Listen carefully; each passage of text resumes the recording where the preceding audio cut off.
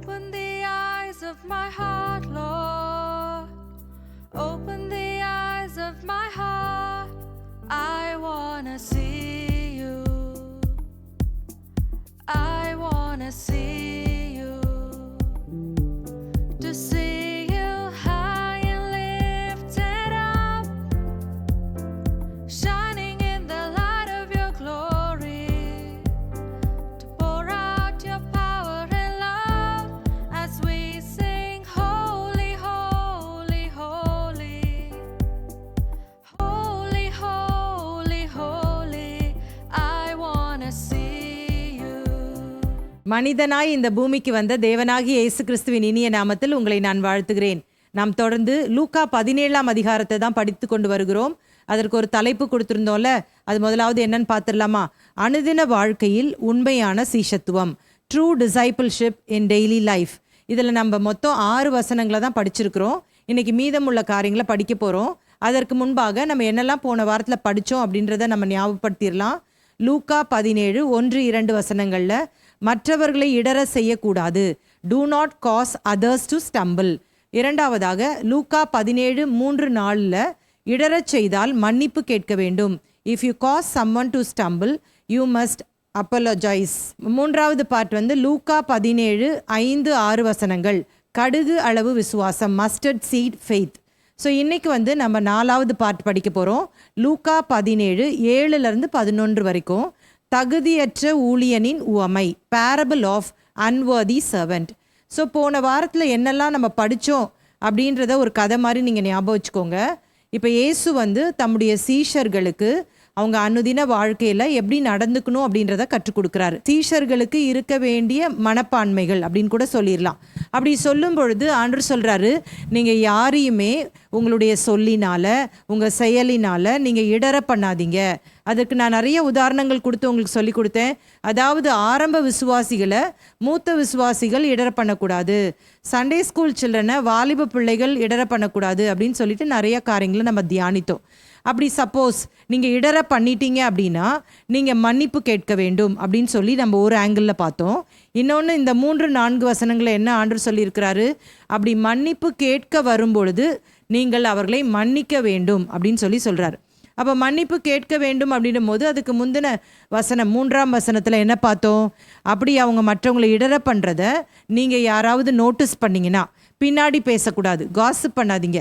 அவங்க கிட்ட கூப்பிட்டு, இது தேவனுடைய ராஜ்யம், நம்மலாம் தேவனுடைய பிள்ளைகளாக இருக்கிறோம், ஆகவே நீங்கள் இந்த பாவத்தை செய்யக்கூடாது அப்படின்னு சொல்லிட்டு அவங்கள நீங்கள் அன்பினால் கடிந்து கொள்ள வேண்டும். அவங்க மனஸ்தாபப்பட்டால் அவங்களுக்கு நீங்கள் மன்னிப்பை கொடுக்க வேண்டும் அப்படின்னு சொல்லி நம்ம கற்றுக்கொண்டோம். அப்போ மனஸ்தாபப்படலைன்னா என்ன செய்யறது அப்படின்னு ஒரு கொஸ்டின் வரும்ல. அவங்க மனஸ்தாபப்பட்டாலும் சரி படாட்டாலும் சரி, அது அவங்க பார்ட். நம்ம சொல்ல வேண்டியது நம்முடைய கடமை. ஆனால் அவங்க மனஸ்தாபப்பட்டாலும் சரி படாட்டாலும் சரி, நாம் அவர்களை மன்னிக்கணும். நம்ம ஒரு கிளியர் கான்ஷியஸோட கூட தான் நம்ம இருக்கணும் அப்படின்றதையும் நம்ம விளக்கமாக படித்தோம். இதை கேட்டுக்கொண்டிருந்த சீஷர்களுக்கு ரொம்ப பயமாக போயிடுச்சு. இது எப்படி சாத்தியமாகும்? நம்ம நிறையா வேளையில் நம்மளை ஹர்ட் பண்ணவங்கள நம்மளால் மன்னிக்கவே முடியாதுல்ல. அவங்க சொன்ன காரியம் அப்படியே ஆழமாக நம்ம இருதயத்தில் ஒரு வேறாக கசப்பாக உருவாகி இருக்கும். அப்படி இருக்கும் பொழுது இது எப்படி நடக்கும் அப்படின்னு சொல்லிட்டு இயேசு கிட்ட கேட்குறாங்க. எங்கள் விசுவாசத்தை நீங்கள் வர்த்திக்க பண்ணணும் அப்படின்னு சொல்லிட்டு கேட்குறாங்க. அப்போ இயேசு ஒரு உதாரணம் சொல்கிறாரு. ஒரு காட்டத்தி மரத்தை எடுத்துக்கோங்க, அது எவ்வளோ ஸ்ட்ராங்காக இருக்குது. அதுபோல் உங்கள் வாழ்க்கையில் இந்த மன்னியாத குணம், இந்த கசப்பான இந்த காரியம் வேறு உங்கள் இருதயத்தில் ரொம்ப ஸ்ட்ராங்காக இருந்தால் கூட, கடுகளவு விசுவாசம் இருந்தாலும் அந்த காட்டத்தி மரத்தை பார்த்து பெயர்ந்து கொண்டு சமுத்திரத்தில் போ அப்படின்னு சொன்னால் அது நடக்கும் அப்படின்றத சொல்கிறாரு. அப்படின்னா என்ன அர்த்தம்? நீங்கள் என்னை விசுவாசிச்சிங்கன்னா அந்த விசுவாசம் வெறும் கடுகளவு இருந்தால் போதும், நான் பார்த்துக்கிறேன். உங்களுடைய வாழ்க்கையில் இருக்கிற அந்த மன்னிக்காத கசப்பு நிறைந்த குணங்களை என்னால் மாற்ற முடியும் என்று சொல்லி ஆண்டவர் அந்த இடத்துல கற்றுக் கொடுக்குறார். இப்படி சொல்லிவிட்டு இந்த உவமையை அவர் சொல்கிறார். அப்படின்னா இது ஒரு கண்டினியூஷன் தானே. இதற்கு என்ன நம்ம தலைப்பு கொடுத்துருக்குறோம்? தகுதியற்ற ஊழியனின் உவமை, பேரபிள் ஆஃப் அன்வர்தி சர்வெண்ட்.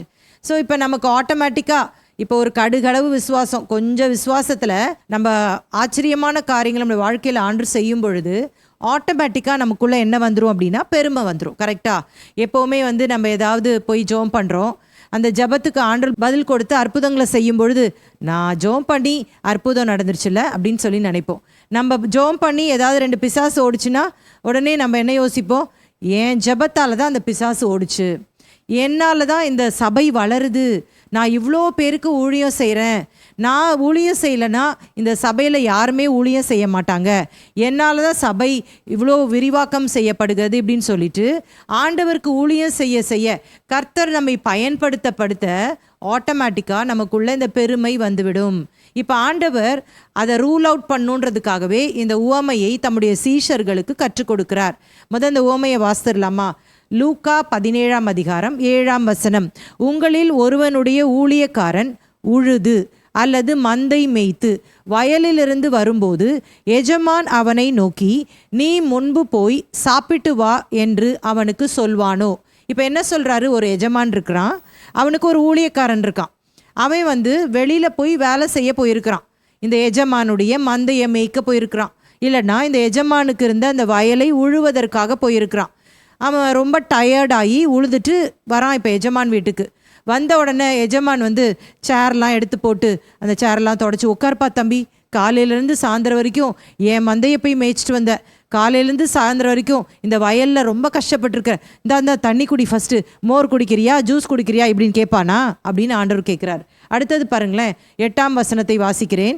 நீ எனக்கு சாப்பாடு ஆயத்தம் பண்ணி அறை கட்டி கொண்டு நான் போஜன பானம் பண்ணும் அளவும் எனக்கு ஊழியம் செய், அதற்கு பின் நீ புசித்து குடிக்கலாம் என்று அவனுக்கு சொல்வான் அல்லவா?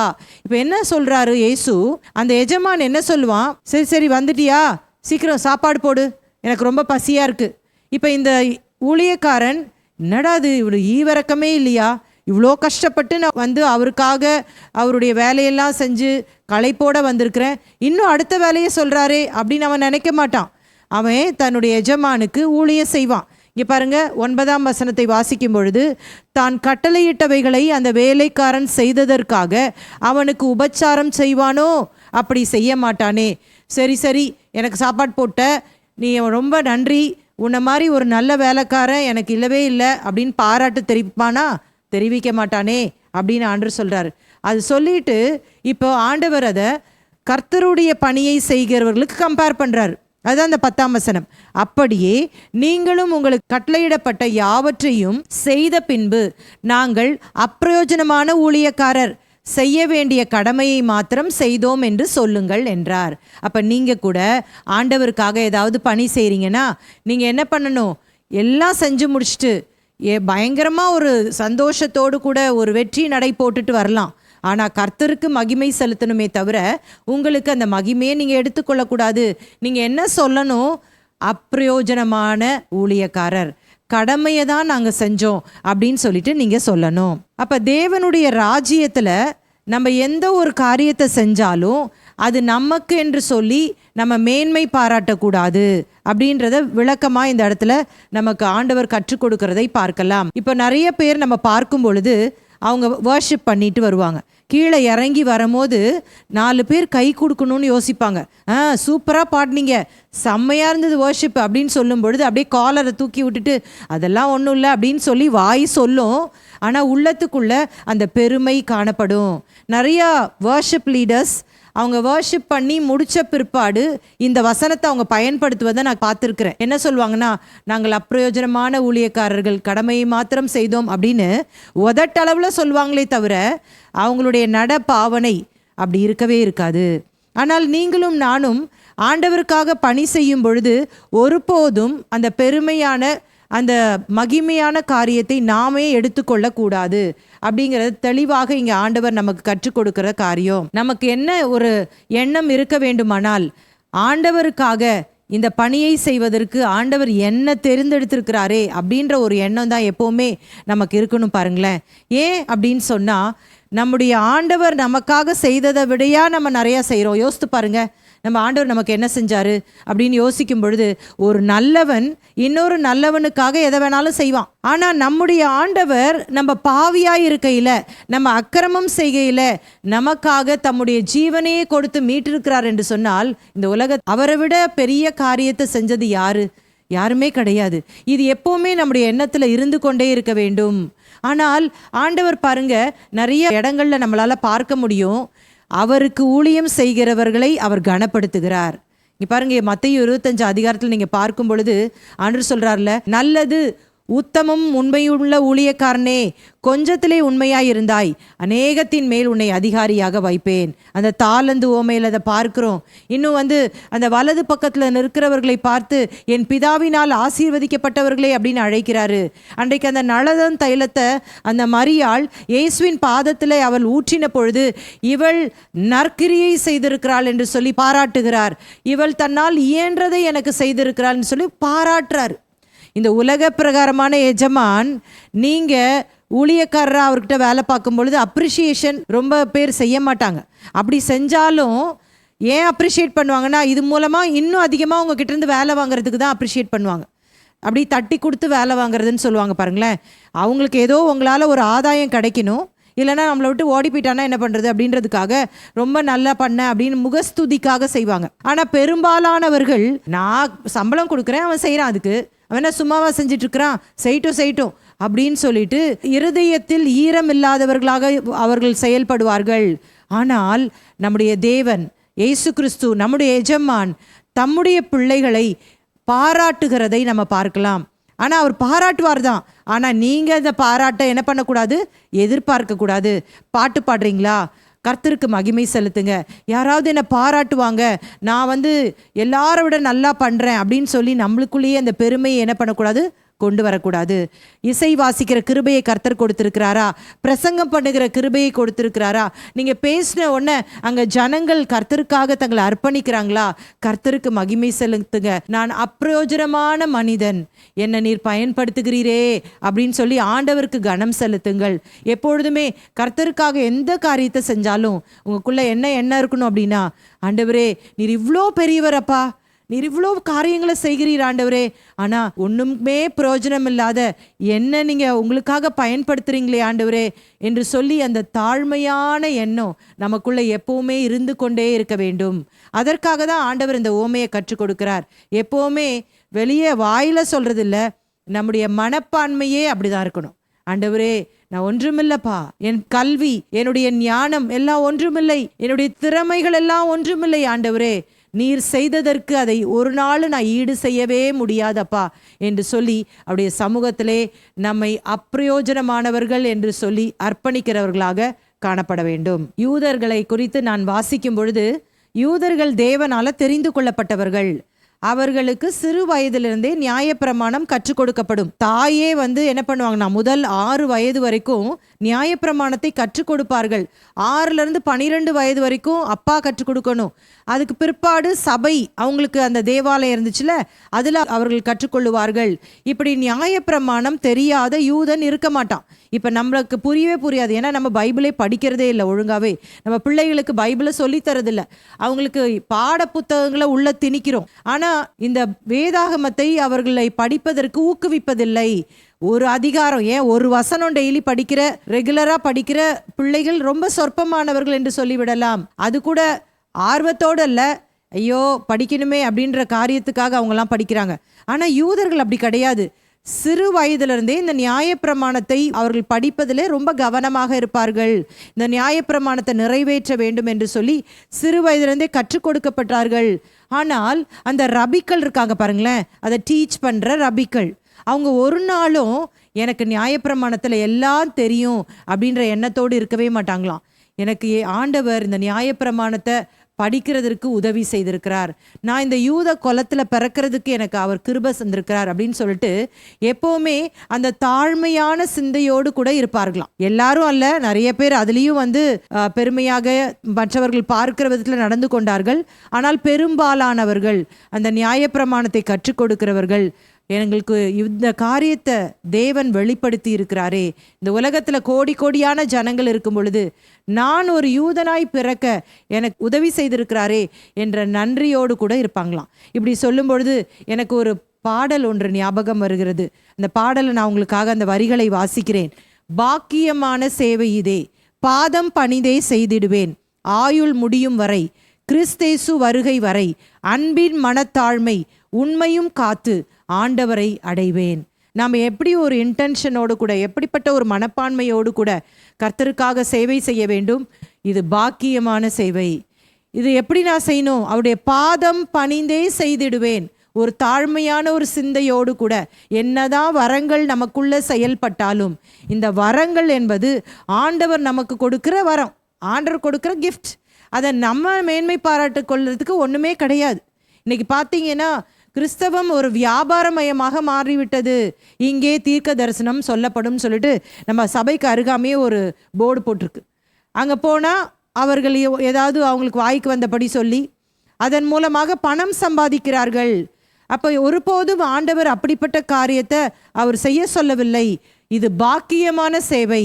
இது பாதம் அமர்ந்து நாம் செய்ய வேண்டிய ஒரு சேவை. ஆயுள் முடியும் வரை, கிறிஸ்தேசு வருகை வரை நமக்குள்ள அந்த அன்பின் மனத்தாழ்மை உண்மையும் காத்து ஆண்டவரை நாம் அடைய வேண்டும் என்றுதான் இந்த பாடல் வரி நமக்கு சொல்லுகிறது.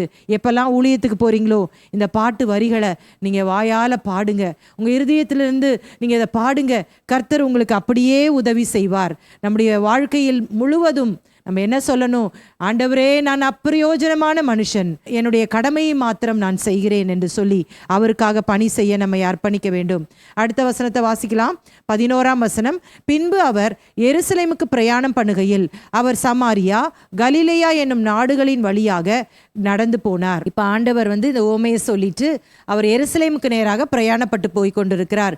இப்போ இயேசு கடைசியாக தன்னுடைய அந்த மிஷன், தன்னுடைய நோக்கத்தை நிறைவேற்றுவதற்காக, சிலுவையிலே மரணம் அடைய போவதற்காக கொஞ்சம் கொஞ்சமாக மூவ் பண்ணி போயிட்டே இருக்கார் டுவர்ட்ஸ் சவுத். அந்த ஜுடேயா அப்படின்றது, யூதேயான்றது எங்கே இருக்குன்னா அந்த இஸ்ரவேலின் தெற்கு பகுதியில் இருக்குது. சரியா? இப்போ ஆண்டவர் தன்னுடைய நோக்கத்தை நிறைவேற்ற இந்த பகுதிக்கு போகிறாரு. அவர் சமாரியா, கலிலேயா என்னும் நாடுகளின் வழியாக நடந்து போனார். அடுத்த பகுதிக்கு போயிடலாமா? லூக்கா 17ஆம் அதிகாரம் 12 to 19 வரைக்கும்.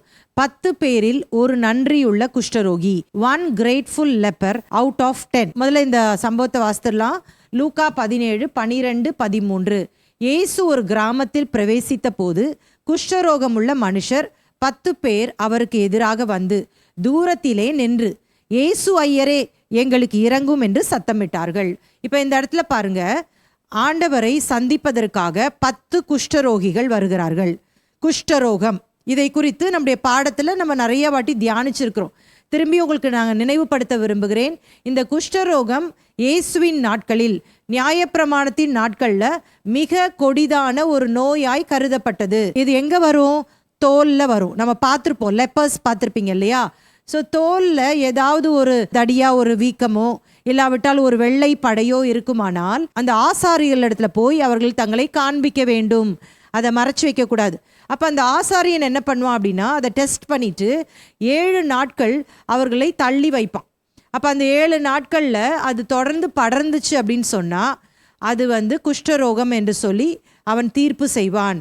அதற்கென்று சொல்லி சில மருத்துவத்தை அவன் செய்து அந்த வெள்ளை படையோ இல்லாட்டா அந்த வீக்கமான அந்த பகுதியோ குறைந்திருந்தால் அவர்கள் சுத்தமானவர்கள் என்று டிக்ளேர் பண்ணி அனுப்பிச்சிருவான். அப்போ இந்த குஷ்டரோகிகள் குஷ்டரோகி என்று சொல்லி தீர்மானித்த பிறகு அவங்க தொடர்ந்து பட்டணத்துக்குள்ளே இருக்க முடியாது.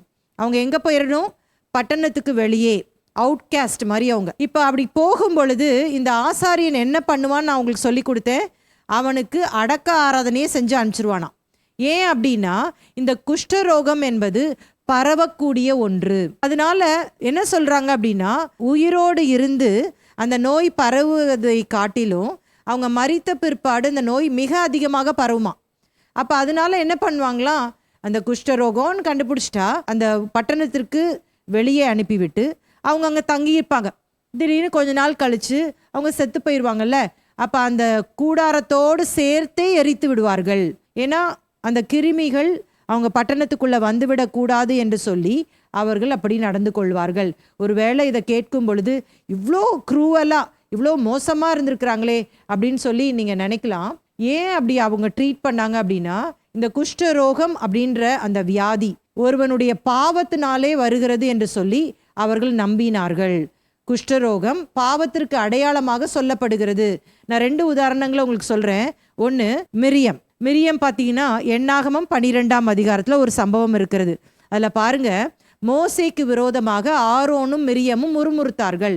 அப்ப ஆண்டவர் அடித்ததினாலே இந்த மிரியம் குஷ்டரோகி ஆனாள். பாத்தீங்களா? அப்ப பாவத்தினாலே தேவனுடைய தண்டனையை பெற்ற மிரியமுக்கு குஷ்டரோகம் வந்தது. இன்னொன்னு பாருங்களேன், எலிசா தீர்க்கதரிசி அந்த நாகமானை எலிசா சுகமாக்குவார்ல, அந்த யோர்தான் நதியில போய் முங்கின போது, அப்ப எலிசா கிட்ட கேட்பான் நாகமான், நான் காணிக்க கொடுக்க போறேன் உங்களுக்குன்னு சொல்லும் போது, நீ காணிக்கெல்லாம் தர வேணாம், கொண்டு போயிருன்னு சொல்லிடுவார். ஆனா அவரோடு கூட ஊழியம் செய்த கேயாசிக்கு பண ஆசை இருந்துச்சு. அதனால எப்படியாவது அந்த நாகம்மான்ட்ட இருக்கிற பணத்தை பிடுங்கணும்னு நினச்சிட்டு பொய் சொல்லி நாகம்மான்ட்ட இருந்து அந்த பணத்தை வாங்கி அவனுடைய கூடாரத்தில் வச்சுட்டு ஒன்றும் தெரியாதவன் போல அவன் எலிசாட்ட வரான். ஆனால் அவர் தீர்க்கதரிசியில, அதனால கேட்குறாரு, அந்த பணத்தை கொண்டு போய் உன் கூடாரத்தில் ஒளித்து வைக்கும் பொழுது என்னுடைய மனம் உன்னோடு கூட இருக்கவில்லையான்னு கேட்குறாரு. அப்படின்னா என்னை இவ்வளோ நாளாக நீ பார்க்குறியே, நான் எப்படி என்னெல்லாம் உனக்கு கற்றுக் கொடுத்தேன்னு உனக்கு தெரியும். ஆனால் பொய் சொல்லி இந்த பண ஆசையினால நீ சிக்கி இப்படி தப்பு பண்ணிட்டியே, பாவம் செஞ்சிட்டியே சொல்றாரு. அந்த நாகம்மானுடைய குஷ்டம் உன்னை பிடிக்கும்னும் போது அந்த கேயாசிக்கு அவன் மரண நாள் வரைக்கும் குஷ்டம் பிடிச்சிருது. அப்படின்னா அப்போ என்ன அர்த்தம்னா, அந்த நாட்களில் இந்த குஷ்டம் அப்படின்னு சொல்லும் பொழுது பாவத்திற்கு அடையாளமாக சொல்லப்பட்டது. தேவனுடைய நியாய தீர்ப்பும் அப்படிதான் இருந்துச்சு. இப்போ பாருங்க, இந்த குஷ்டரோகிகளுக்கு உள்ள வர முடியாது. அதனால தூரத்தில் நிற்கிறாங்க. தூரத்தில் நின்றுட்டு, எங்களுக்கு ஐயரே நீங்கள் இறங்கணும், எப்படியாவது குஷ்டரோகம் தீரணும். ஏன் அப்படின்னா, ஏற்கனவே இந்த குஷ்டரோகிகள் 1-2 பேர் இயேசு சுகமாக்குனதை கேள்விப்பட்டிருப்பாங்க. இப்போ பாருங்க, மத்தேயு 8 நினைக்கிறேன், அதில் பார்த்தீங்கன்னா ஒரு குஷ்டரோகி ஆண்டவர்கிட்ட கேட்பாரு, உமக்கு சித்தமானால் என்னை சுத்தமாக்க உம்மால் ஆகும் அப்படின்னு கேட்பார். ஆண்டவர் ஒரு முறை விருந்து சாப்பிடும் பொழுது ஏற்கனவே குஷ்டரோகியா இருந்த சீமோன் வீட்டுக்கு அவர் போய் அங்க விருந்து சாப்பிட்டதை பார்க்குறோம். அப்போ அவனும் ஏற்கனவே குஷ்டரோகமா இருந்திருக்கிறான், இயேசு சுகப்படுத்தி இருக்கிறாரு, இப்போ நல்லாயிட்டான். அப்போ ஆண்டவர் ஒரு சில இண்டிவிஜுவல்ஸை, தனிப்பட்ட நபரை சுகமாக்கி இருக்கிறார் இந்த குஷ்டரோகத்திலேருந்து. இதை கேள்விப்பட்ட இந்த குஷ்டரோகிகளுக்கு ஒரு ஆசை, இயேசு கிட்ட வந்தா நம்ம குஷ்டம் தீரும். ஆனால் பக்கத்தில் வர முடியாது. அதனால தூரத்தில் நின்று எனக்கு இறங்கும் அப்படின்னு சொல்லிட்டு அங்கே கேட்கிறத பார்க்கலாம். இப்போ இயேசு என்ன பண்ணுறாரு? 14ஆம் வசனம், அவர்களை அவர் பார்த்து, நீங்கள் போய் ஆசாரியர்களுக்கு உங்களை காண்பியுங்கள் என்றார். அந்தபடி அவர்கள் போகையில் சுத்தமானார்கள். இப்போ இயேசு அந்த முந்தின குஷ்டரோகிகளை சுகப்படுத்தினது போல இங்கே சுகமாக்கவில்லை. நான் சொல்லி கொடுத்துருக்கிறேன், நம்ம அந்த முந்தின குஷ்டரோகிகள் சுகமாக்குனது எப்படி. அந்த குஷ்டரோகி கேட்குறான், ஆண்டவரே உமக்கு சித்தமானால் என்னை சுத்தமாக்க உம்மால் ஆகும் என்று சொன்ன பொழுது, ஆமாம் எனக்கு சித்தம் உண்டு சுத்தமாகுன்னு வெறுமனை சொல்லலை, அவனை போய் தொடுறார், தொட்டு அவனை சுகப்படுத்துகிறார். நான் சொன்னேன், அந்த தொடுதல் இல்லாமல் எவ்வளோ நாட்களாக அவர்கள் ஒரு அவுட்காஸ்ட் மாதிரி, சொந்த குடும்பத்தாரால், அந்த மக்களால் அவர்கள் புறக்கணிக்கப்பட்டிருப்பார்கள். அவனுக்கு கண்டிப்பாக ஒரு ஹியூமன் டச், மனிதனோடு கூட உறவாடுகிற அந்த நிலையில தான் ஆண்டவர் படைத்திருக்கிறார். அவனுக்கு எவ்வளோ ஒரு ஏக்கமாக இருந்திருக்கும், நம்முடைய நிலைமை இப்படி ஆயிடுச்சு அப்படின்னு சொல்லி அந்த ஏக்கமுள்ள அந்த மனிதனை அவர் தொட்டு சுகமாக்கினார். ஆனால் இங்கே சற்று வித்தியாசமாக அவர் சுகப்படுத்துகிறார். என்ன பண்ணுறாரு? நீங்கள் போய் ஆசாரியர்களுக்கு உங்களை காண்பியுங்கள் அப்படின்றாரு. ஏன் இப்படி சொன்னார்? இப்போ இந்த குஷ்டரோகிகள் யோசிச்சிருப்பாங்கல்ல, அந்த ஆசாரியன் தான் நான் குஷ்டரோகின்னு சொல்லி தீர்மானம் பண்ணி எங்களை பட்டணத்தை விட்டு துரத்துனதே அவன்தான். அவன்கிட்ட போய் இவர் காட்ட சொல்கிறாரு. இவர் சுகப்படுத்துறது தானே, ஆண்டவர் நீங்கள் சுகப்படுத்துங்க, நான் அதுக்கு பிறகு ஆசாரியன்ட்ட போய் காட்டுறேன் அப்படின்னு சொல்லலை. இவங்க யாரும் விசுவாசத்தோடு போகிறாங்க, ஆண்டுடைய வார்த்தையை நம்பி போகிறாங்க. அந்தபடியே அவர்கள் போகையில் அவர்கள் சுத்தமானார்கள். எவ்வளோ தூரத்தில் போகும்போது அவங்க சுத்தமானாங்கன்னு சொல்லப்படலை. ஒருவேளை 1 கிலோமீட்டரா 10 கிலோமீட்டரான்னு தெரியாது. ஆனால் இயேசுவின் மேல் இருந்த அந்த விசுவாசத்தினாலே அவர்கள் சுகம் பெற்று கொண்டார்கள். ஏன் ஆண்டவர் ஆசாரியன்ட்ட போக சொன்னார்? ஏன்னா இந்த ஆசாரியன் தான் டிக்ளேர் பண்ணும் இவன் சுத்தமானவன் என்று சொல்லி. லேவியராகமம் 13ஆம் அதிகாரத்தை நாம் வாசிக்கும் பொழுது, ஒருவன் குஷ்டரோகியானவன் சுத்தமானால் என்னெல்லாம் பலி கொண்டு போகணும், ஆசாரியன் அந்த பலிகளெல்லாம் செலுத்தி அவனை சுத்திகரித்து அதற்கு பிற்பாடு இந்த சமுதாயத்திலே வாழலாம் அப்படின்ற சர்டிஃபிகேட்டை கொடுக்கணும் ஆசாரியன். அப்போ இப்போ ஆண்டவர் என்ன பண்ணுறாரு? சும்மா சுகப்படுத்தி அனுப்பிடலை, அதனால பிரயோஜனம் இல்லை. நாளைக்கு அவன் ஊருக்குள்ளே போனாலும் அவனை யாரும் ஏற்றுக்கொள்ள மாட்டாங்க. ஏய் நீ குஷ்டரோகியில் போயிரு அப்படின்னு துரத்துவாங்க. ஆசாரியன்னு சொல்லுவான், ஏற்கனவே உன்னை அடக்கம் பண்ணி நான் அனுப்பிச்சிட்டேன், நீ எவ்வளோ தைரியமாக இருந்தால் வந்த அப்படின்னு சொல்லி அவன் ஒரு பக்கம் துரத்துவான். அதனால இப்போ ஆண்டவர் பண்ணுறாரு, நீ போ ஆசாரிட்ட போ, அவன் தான் உனக்கு சர்டிஃபிகேட் கொடுத்து அனுப்பணும், அதனால போ. அதை அவங்க நம்பி போனாங்க. ஒருத்தரும் கேள்வி கேட்கல, என்ன இவர் ஒன்றுமே பண்ணாமல் போ சொல்கிறாரே அப்படின்னு கேள்வி கேட்கல. அவர்கள் போனார்கள். போகிற வழியிலே ஆண்டவர் அவர்களை சுகப்படுத்தினதை பார்க்கலாம். தொடர்ந்து வாசிக்கலாம். 15-16 வசனம். அவர்களில் ஒருவன் தான் ஆரோக்கியமானதை கண்டு திரும்பி வந்து உரத்த சத்தத்தோடே தேவனை மகிமைப்படுத்தி அவருடைய பாதத்தருகே முகங்குப்புற விழுந்து அவருக்கு ஸ்தோத்திரம் செலுத்தினான். அவன் சமாரியனாய் இருந்தான். இப்போ 10 குஷ்டரோகிகள் ஆண்டவர்கிட்ட வந்து வராங்க. இவங்கெல்லாம் எப்படி வராங்க அப்படின்னு பார்த்தீங்கன்னா, விசுவாசத்தோடு தான் வராங்க. எப்படியாவது இயேசு சுகப்படுத்துவார் அப்படின்னு நம்பி தான் வராங்க. இப்போ இயேசுவும் இவருடைய விசுவாசத்தை கனப்படுத்தி நீங்கள் போய் உங்களை ஆசாரத்தில் காண்பீங்க அப்படின்னு சொல்கிறாரு. அதன்படியே அவங்க விசுவாசத்ததுனால அவங்க போகிற வழியில் எல்லாருமே சுகம் பெற்றுக்கொண்டார்கள் தான். ஆனால் பாருங்க, இங்கே லூக்கா எழுதுகிறார், 9 பேர் அப்படியே போயிட்டாங்க. ஆனால் ஒருத்தன் மாத்திரம் அந்த சுகம் பெற்றேன் அப்படின்னு கண்டு அவன் மறுபடியும் ரிட்டர்ன் வரான். எதுக்கு வரான்? ஏசப்பாக்கு நன்றி சொல்றதுக்காக வரான். அவனுக்கு ரொம்ப சந்தோஷம் ஆயிடுது. அற்புதமாக அதெல்லாம் சுகமான உடனே திரும்பி ஓடி வருந்திருப்பான்னு நான் நினைக்கிறேன். உரத்த சத்தத்தோடே தேவனை மகிமைப்படுத்தி என்ன சொல்றான்? அவருடைய பாதத்தருகே முகங்குப்புற விழுந்து அவரை ஸ்தோத்திரம் செலுத்தினான், நன்றி செலுத்தினான். அவன் சமாரியனாய் இருந்தான். இப்ப இயேசு இந்த காரியத்தை ரொம்ப பர்டிகுலரா நிறைய இடங்களில் அவர் காண்பிக்கிறத பார்க்கலாம். அதாவது யூதர்கள் சமாரியர்களை ஏற்றுக்கொள்ள மாட்டார்கள், அவர்களை வெறுப்பார்கள். ஆனால் லூக்கா இதை மறுபடியுமா அவருடைய புத்தகத்தில் அவர் எம்பசைஸ் பண்ணுறதை நீங்கள் பார்க்கலாம். இப்போ நல்ல சமாரியன் கதையில் பார்த்தீங்கன்னா, லேவியன் ஆசாரியன் அவன் வந்து கண்டிப்பாக இன்னொரு யூதனுக்கு ஹெல்ப் பண்ணணும். ஆனால் அவர்கள் பக்கமாய் விலகி போனார்கள், ஹெல்ப் பண்ணலை. அந்த கள்ளர் கையில் அகப்பட்ட அந்த மனிதனுக்கு எல்லா உதவிகளையும் இந்த சமாரியன் தான் செய்தான் அப்படின்றத கன்க்ளூட் பண்ணுவார். அதே மாதிரி யோவான் சுவிசேஷத்தில் பாருங்க, அந்த சமாரியா ஸ்திரீ கூட போய் பேசிட்டு இருப்பாரு. இந்த சமாரியா ஸ்திரீயை கொண்டு அவர் ஒரு இவாஞ்சலிஸ்டா அவளை பயன்படுத்துறத பார்க்கலாம். அதே மாதிரி இந்த இடத்துல 9 பேரும் மேபி யூதர்களாக இருந்திருப்பாங்கன்னு நான் நினைக்கிறேன். ஏன்னா ஆண்டவர் இங்கே முக்கியமாக சொல்றது என்னன்னா, அவன் சமாரியனாய் இருந்தான். அப்போ ஏற்கனவே வேற அந்த 9 பேர்ல சமாரியர்கள் இருந்திருந்தாங்கன்னா ஆண்டவர் வந்து அப்படி சொல்லியிருக்க மாட்டார்ல. ஆனால் நான் யோசித்தேன், இப்போ யூதர்கள் சமாரியர்கள் கூட இருக்க மாட்டாங்க, அப்படி தானே? ஆனால் குஷ்டரோகம் அப்படின்னு வந்துருச்சுன்னா அவங்களுக்குள்ள எந்த ஒரு வேற்றுமையான கருத்துக்கள் இல்லாமல், ஏற்ற தாழ்வுகள் இருக்காமல், நமக்கு வந்தது குஷ்டரோகம், இனி நம்ம சமாரியனா இல்லைனா யூதனா, நான் வெள்ளையா சகப்பான்லாம் பார்க்க வேணாம், அவ்வளோதான், இந்த குஷ்டரோகத்திலே செத்து போக வேண்டியதான் அப்படின்னு சொல்லிட்டு ஒற்றுமையாக இருந்திருக்கிறாங்க பாருங்களேன். இந்த யூதர்களும் சமாரியர்களும் அங்கே சமாரியனும் யூதர்கள் கூட வாழ்றதுக்கு அவன் அக்செப்ட் பண்ணியிருந்திருக்கிறான், யூதர்களும் இந்த சமாரியனை ஏற்றுக்கொண்டிருக்கிறாங்க. நல்ல குணம் தான். இயேசு என்ன சொல்றார் பாருங்களேன், லூக்கா 17, 17, 18, 19. அப்பொழுது இயேசு, சுகமானவர்கள் 10 பேர் அல்லவா, மற்ற 9 பேர் எங்கே? தேவனை மகிமைப்படுத்துகிறதற்கு இந்த அந்நியனை ஒழிய மற்றொருவனும் திரும்பி வர காணோமே என்று சொல்லி அவனை நோக்கி, நீ எழுந்து போ, உன் விசுவாசம் உன்னை ரட்சித்தது என்றார். இப்ப இயேசு கேட்கிறார் இந்த சமாரியனை பார்த்து, 10 பேர்ல வந்தாங்க உன் கூட, மீதி 9 பேர் எங்கே? ஸோ இதை கேட்டுக்கொண்டு இருக்கிற அருமையான கர்த்தருடைய பிள்ளைகளே, நம்முடைய வாழ்க்கையிலே எத்தனையோ வேளையில பல அற்புதங்களை இயேசுவிடத்திலிருந்து பெற்றுக்கொண்டிருக்கிறோம். ஆனால் இயேசு அவர் அற்புதர் என்று சொல்லி விசுவாசித்து தான் வருகிறோம், அதனால் தான் அற்புதத்தை பெற்றுக்கொள்கிறோம். ஆனால் எத்தனை பேர் உண்மையாகவே அவரிடத்துல நன்றி சொல்வதற்காக வருகிறோம்? ஒருவேளை ஆண்டவர் இந்த கேள்வியை உங்களை பார்த்து கேட்பார். என்ன கேட்பாரு? இத்தனை சுகத்தை நீங்கள் பெற்றுக்கொண்டீர்களே, நன்றி செலுத்துவதற்கு நீங்க ஒருத்தர் கூட வரலையே, நீ ஏன் வரல அப்படின்ற எதிர்பார்ப்போடு கூட ஒருவேளை ஆண்டவர் இருக்கலாம். ஒருவேளை ஆண்டவர் உங்களோடு கூட பேசுவார் என்று சொன்னால் ஆண்டவர்கிட்ட மன்னிப்பு கேளுங்க. ஆமாப்பா, நான் நன்றி கெட்டவளாக போயிட்டேன், நான் நன்றி கெட்டவனா போயிட்டேன், இன்னும் வேணும் அப்படின்னு சொல்லி தான் நான் நினைக்கிறேன். ஆனால் இந்த சமாரியனை போல நான் நன்றி உள்ளவனா என்னை மாற்றுங்க அப்படின்னு சொல்லி ஆண்டவர்கிட்ட ஜெபிக்கலாமா? அடுத்து என்ன நடக்குது பாருங்களேன். அவனை நோக்கி, நீ எழுந்து போ, உன் விசுவாசம் உன்னை ரட்சித்தது. இப்போ ஏற்கனவே இவன் சரீர சுகத்தை பெற்றுக்கொண்டான். அப்ப அதோடு கூட அவன் தன்னை நிறுத்தி கொள்ளவில்லை. தொடர்ச்சியாக தன் ஆத்துமாவிலும் விடுதலை பெறுவதற்காக தேவனோடு கூட அந்த தொடர்ச்சியான பயணத்தை செய்யும்படியாக இயேசுடைய பாதத்துல வந்து அவன் விழும்பொழுது ஆண்டவர் இரட்டத்தனையான நன்மையை இவனுடைய வாழ்க்கையில கொடுக்கிறார்.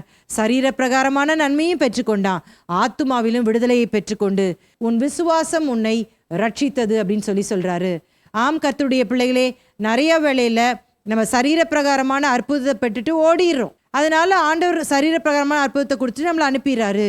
ஆனால் ஒருவர் திரும்ப வந்து அவர்கள் நன்றி சொல்ல வரும்பொழுது அவர்கள் சரீர அற்புதத்தை மட்டும் இல்லை, ஆண்டவர் அழியாத ஆத்துமாவையும் கர்த்தர் ரட்சிக்க விரும்புகிறார். அங்கு அவருடைய பாவத்திலிருந்து விடுவிக்க விரும்புகிறார்.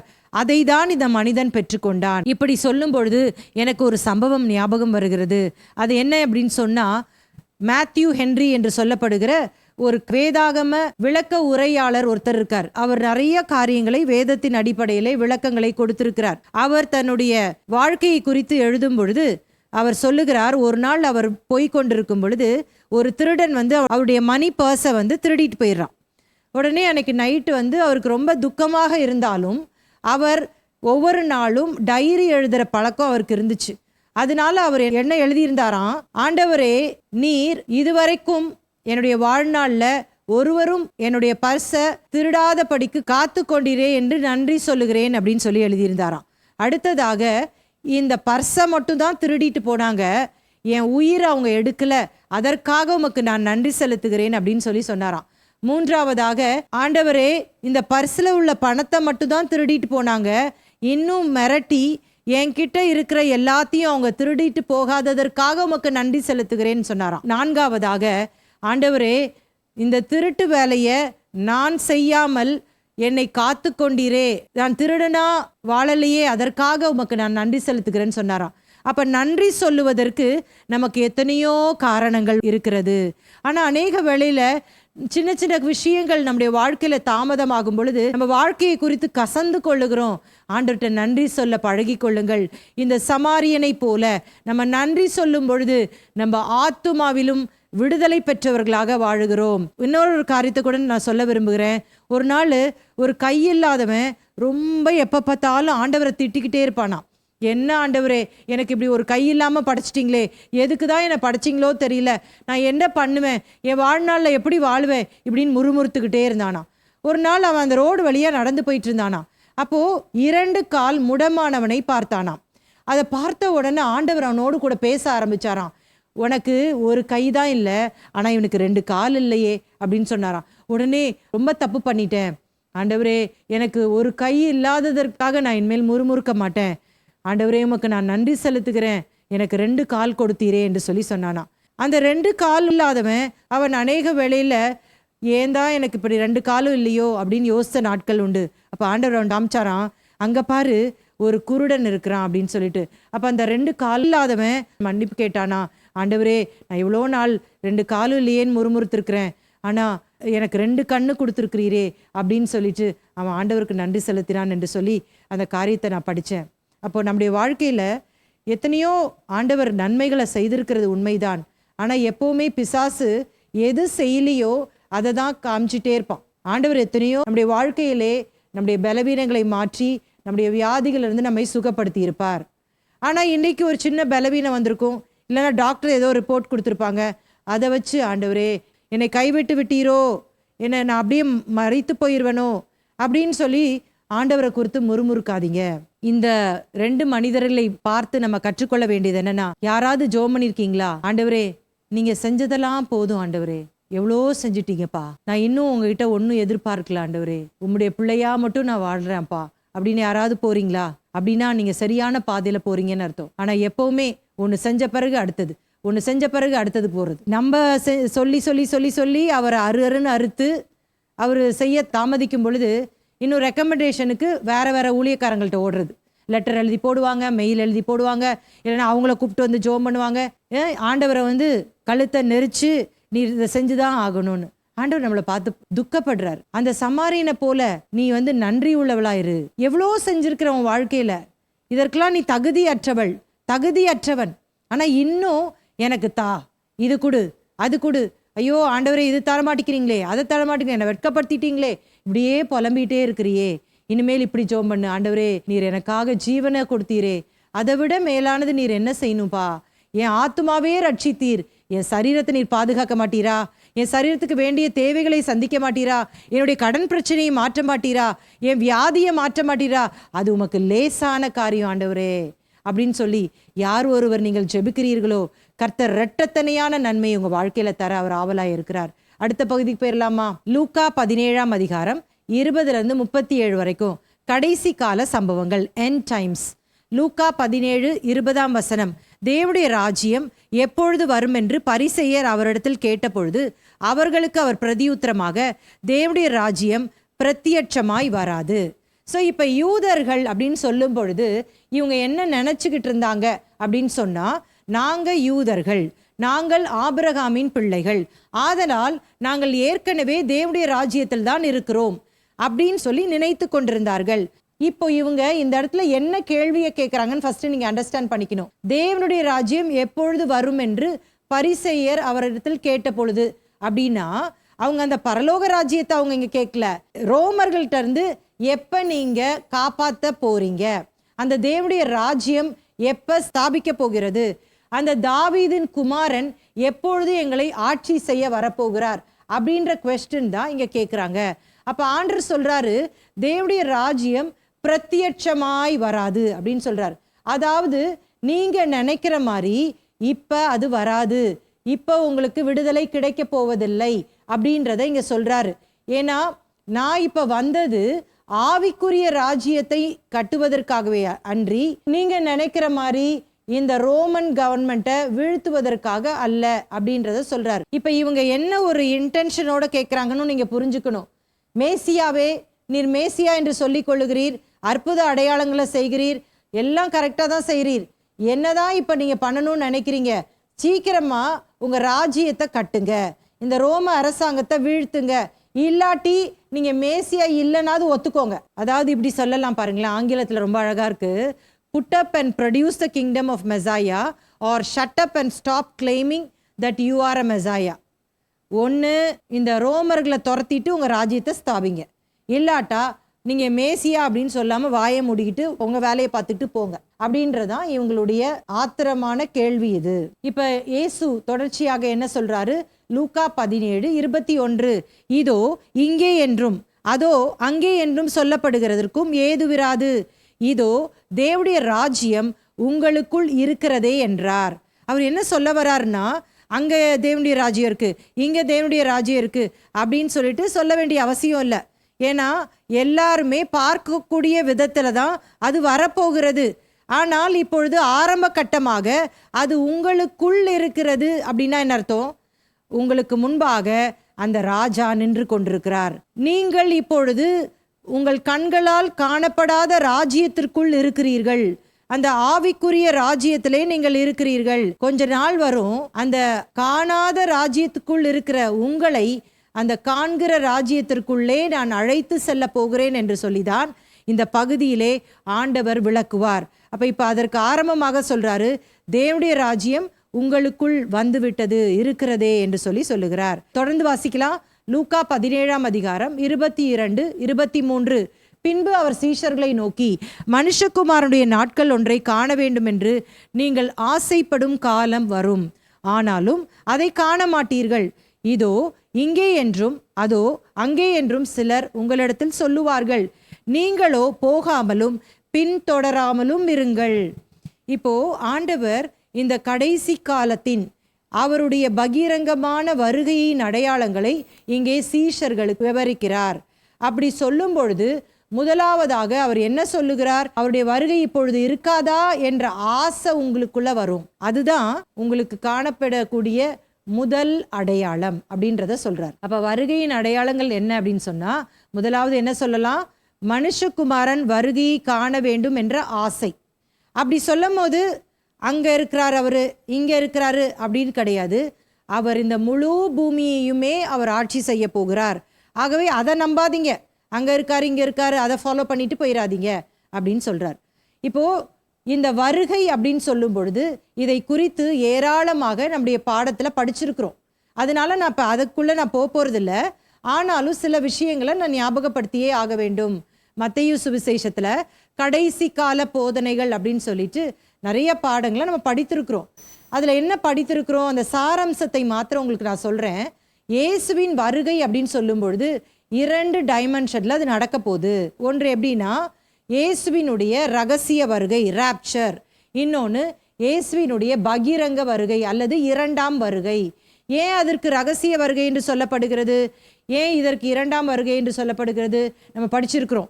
ஏன் ரகசிய வருகை அப்படின்னு சொன்னால், இயேசு கிறிஸ்து மரித்து அடக்கம் பண்ணப்பட்டு உயிரோடு எழுந்த பிற்பாடு சபை பிறந்தது.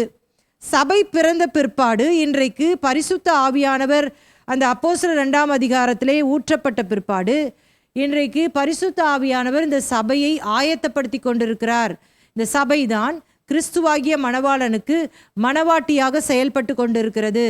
இவர்களை ஆயத்தப்படுத்தி ஆண்டவர் தீர்மானித்த அந்த நாளிலே அவர் மேகங்கள் மீது வரப்போகிறார். இதை குறித்து 1 தெசலோனிக்கேயர் 1 கொரிந்தியர்ல நம்ம தெளிவாய் வாசிக்கிறோம். நீங்கள் அப்புறம் போய் வாசியுங்கள். ஆண்டவர் முதலாவது மேகத்தின் மீது அவர் வருவார். அப்பொழுது கிறிஸ்துவுக்குள் மரித்தவர்கள் முதலாவது எழுந்திருப்பார்கள்.